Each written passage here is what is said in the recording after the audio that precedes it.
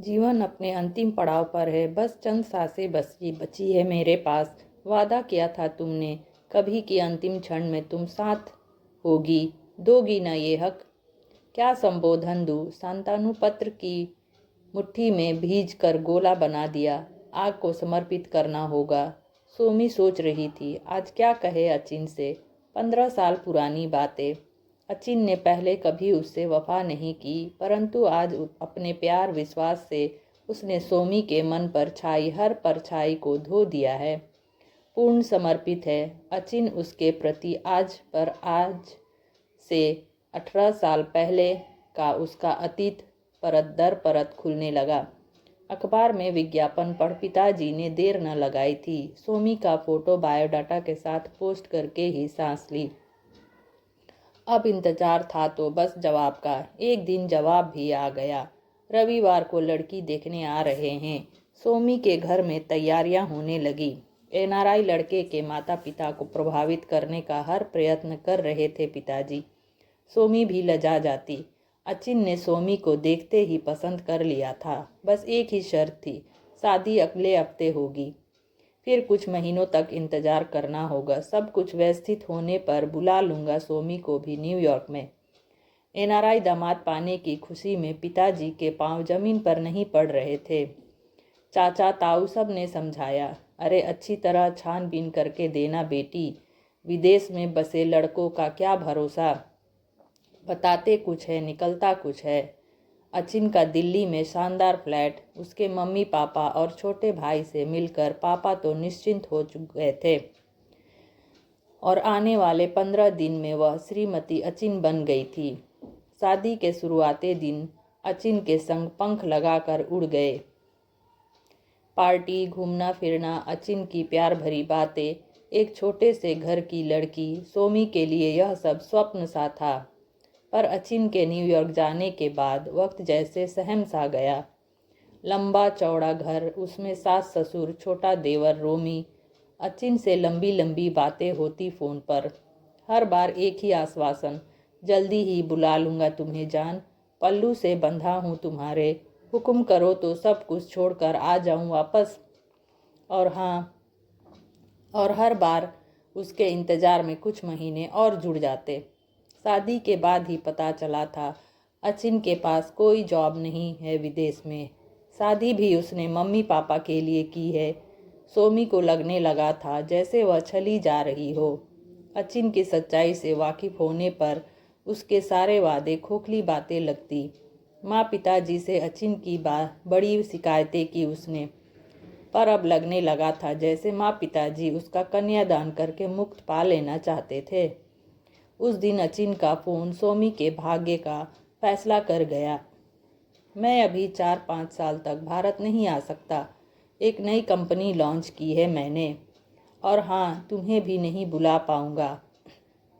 मैं क्या करूँ फिर? सोमी रो पड़ी उस दिन।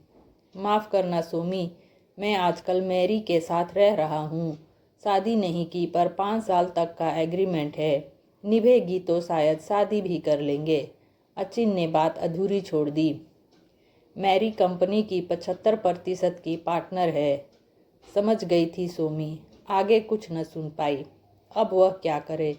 जैसे खुशियों के सारे रास्ते बंद हो गए थे उसके लिए। मायके में भी ऐसा कोई नहीं था जो जख्मों पर मरहम लगा सके। सास ससुर ने ही उसे संभाला। बेटा जैसा चल रहा है चलने दो, यहाँ तो तुम ही अचिन की पत्नी मानी जाओगी ना। हम अचिन की जगह तो नहीं ले सकते, पर हर चीज़ पर तुम्हारा उतना ही हक होगा जितना दोनों बेटों का है। अपने आप को संभालने में सोमी को कई दिन लग गए। फिर समझौता कर लिया उसने। जीवन में सबको सब कुछ तो नहीं मिल जाता है ना। सास ससुर ने माता पिता की जगह ले ली थी। उनकी भी तो वह एकमात्र सहारा थी। रोमी अभी छोटा था। मम्मी जी, मैंने बीएड किया है, मैं टीचिंग कर लूँ, मन लगा रहेगा। एक दिन सोमी ने हिम्मत करके पूछ ही लिया, तो सास ने सहर्ष मंजूरी दे दी। सोमी ने काफ़ी सोच समझकर स्कूल ज्वाइन कर लिया था। दिन पलटने शुरू हो गए। आधा दिन बच्चों को पढ़ाने में, बाकी घर के कामों में यूं ही बीत जाता। अचिन का परिवार ही उसकी जिम्मेदारी बन गया था। उस दिन वह रोमी के कमरे में अचानक चाय देने चली गई। रोमी को उसके ट्यूटर पढ़ा रहे थे। सोमी ने देखा, रोमी को होमवर्क देकर वह स्वयं पेपर पर कोई स्केचिंग कर रहे थे। एक लड़की का सुंदर अक्स बड़ी तन्मयता से उकेरा जा रहा था। सोमी को लगा जैसे सर के कागज पर वह स्वयं उतर आई हो। कुछ पलों के लिए ठहर सी गई थी सोमी। फिर सर की ओर देखा तो लगा जैसे चोरी पकड़ी गई हो। 25-30 साल का नौजवान, शर्मीले से नए नक्श, ऊंचा माथा। मैं शांतनु हूँ, एक फर्म में इंजीनियरिंग हूँ, पार्ट टाइम में ट्यूशन लेता हूँ। उसी ने नजरें चुराते हुए अपना परिचय दिया। सोमी ठहर न पाई, तेज कदमों से बाहर निकल आई। प्यार की भाषा आंखें खूब समझती है। फिर तो शांतनु सोमी के मन व विचारों के साथ लुका छिपी खेलने लगे थे। शांतनु की भी सोमी के प्रति चाहत छुपी नहीं थी। सोमी ही पूछ बैठी एक दिन, मेरे बारे में सब जानते हो, अपने बारे में कुछ नहीं बताओगे? क्या करोगी जानकर सोमी? मेरे माता पिता ने मुझे गोद लिया था किसी अस्पताल से। परवरिश की, सब कुछ मिला, पर दोनों एक एक्सीडेंट में मारे गए। पढ़ाई पूरी करने के लिए पार्ट टाइम ट्यूशन कर रहा हूँ। दुख की रेखाएं शांतनु के चेहरे पर खींच आई थी। सोमी को अपना दुख शांतनु के दुख के सामने बौना सा लगा, पर जैसे जैसे मन शांतनु के प्रति उद्विग्न होने लगा था, अचिन सोमी के मन से घुलता जा रहा था। पर एक अपराध भावना ने जन्म ले लिया था मन में। क्या वो जो कर रही है या जो हो रहा है आजकल वो ठीक है? क्या समझेंगे उसके बारे में उसके परिवार वाले, सास ससुर? ऐसे ही विचारों के साथ खुद से लड़ती एक दिन सोमी डिप्रेशन का शिकार हो गई। घर में उस दिन कोई नहीं था। सब किसी रिश्तेदार के यहाँ गए थे। बिल्कुल अकेली थी, निराश भी। अचिन का परिवार, शांतनु का प्यार मकड़ी के जाले में फंस गई हो जैसे। रुलाई फूट पड़ी। सामने नींद की गोलियां की शीशी रखी थी, माँ लेती थी। पानी के लिए किचन की ओर मुड़ी की दरवाजे पर थाप पड़ी। दरवाजे पर शांतनु खड़े थे। यूं रो रो कर अपनी जिंदगी जाया न करो सोमी, रोने से दुख कम नहीं हो जाते। सोमी के लड़खड़ाते कदमों को शांतनु ने अपने बाहों का सहारा दिया। थक गई हूँ मैं जीवन से। छोटी सी उम्र में सब कुछ देख परख चुकी हूँ। दुनिया में कोई किसी का नहीं सोचती हूँ नींद की ढेरों गोलियां लेकर सो जाऊं गहरी नींद में, पर जाने क्यों साहस नहीं जुटा पाई।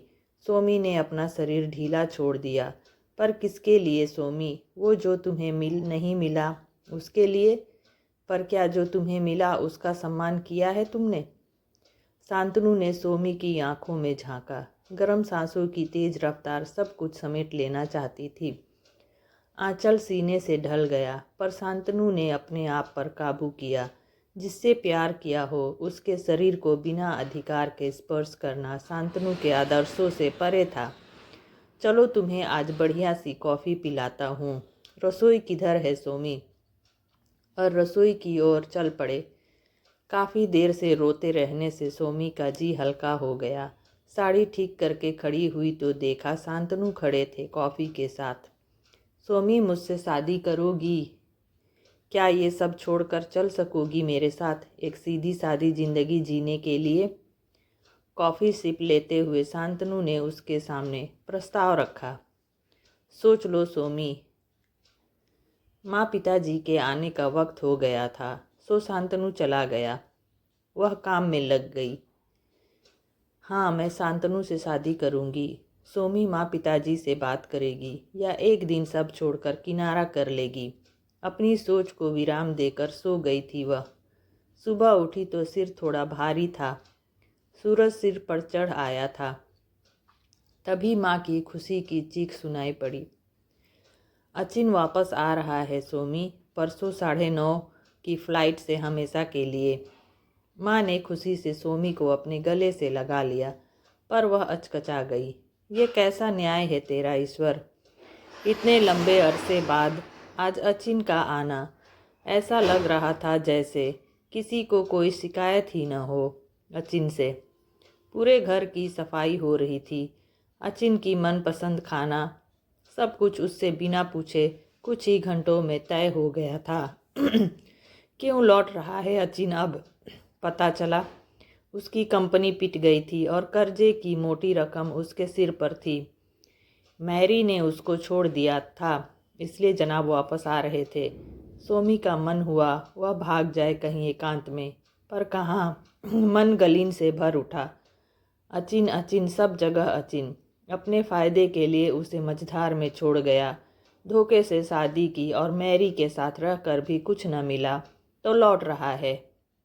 जीवन में जैसा उसने चाहा किया, पर सोमी को किस बात की सजा दी?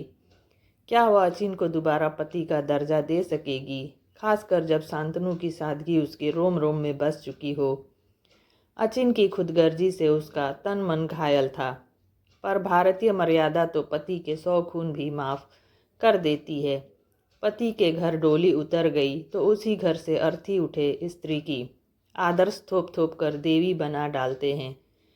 समाज के नियम में अब कोई और समझौता नहीं कर पाऊंगी। मैं सदा के लिए तुम्हारे पास आ रही हूँ शांतनु। सोमी ने फैसला कर लिया था। कुछ कपड़े सूटकेस में भर लिए।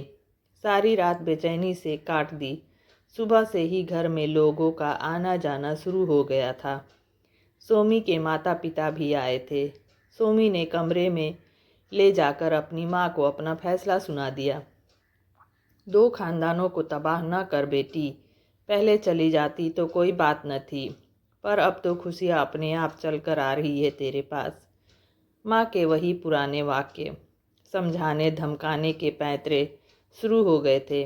तभी शांतनु का फ़ोन आ गया। सोमी, पति वापस आ रहे हैं। नया जीवन मुबारक हो तुम्हें।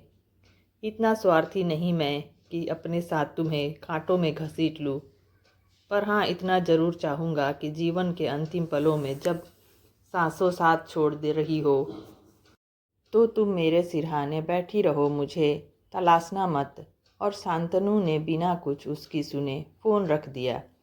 उस दिन पिंजरे में बंद पंछी की तरह उड़ना भूलकर सोमी ने भी जिंदगी से लड़ना सीख लिया था। मीता और वशिष्ठ 2 बच्चे थे अब। अच्छी खासी उम्र भी हो गई थी सोमी की, पर कभी मन के गहराइयों में खो जाती तो सोचती क्या नाम दे वह शांतनु को, स्वप्न पुरुष या एक हवा का झोंका जो उसकी ज़िंदगी के मायने बदल गया। आज शांतनु का यह पत्र फिर से सोमी को अधीर कर रहा था। आज फिर वह किसी की नहीं सुनेगी, कोई बंधन नहीं मानेगी। शांतनु के पास जरूर जाएगी। अचिन को उसने सब कुछ बता दिया। शांतनु का वह पत्र अचिन के हाथों में सौंप कर अपना निर्णय भी बता दिया था। सूटकेस में चंद कपड़े डाले, ठीक उसी दिन की तरह पैर घर की दहलीज से निकले, पर आज किसी ने न रिश्ते की दुहाई दी न रोका। पति ने स्वयं प्रयाग का टिकट देकर ट्रेन में बिठाया। शांतनु का कर्ज है मुझ पर सोमी, तुम्हें मुझे वापस सौंपकर उसने मुझ पर बहुत बड़ा एहसान किया है। तुम निश्चिंत होकर जाओ। तो फ्रेंड्स, कैसी लगी आपको यह कहानी? अच्छी लगी हो तो लाइक शेयर और सब्सक्राइब करना ना भूलें।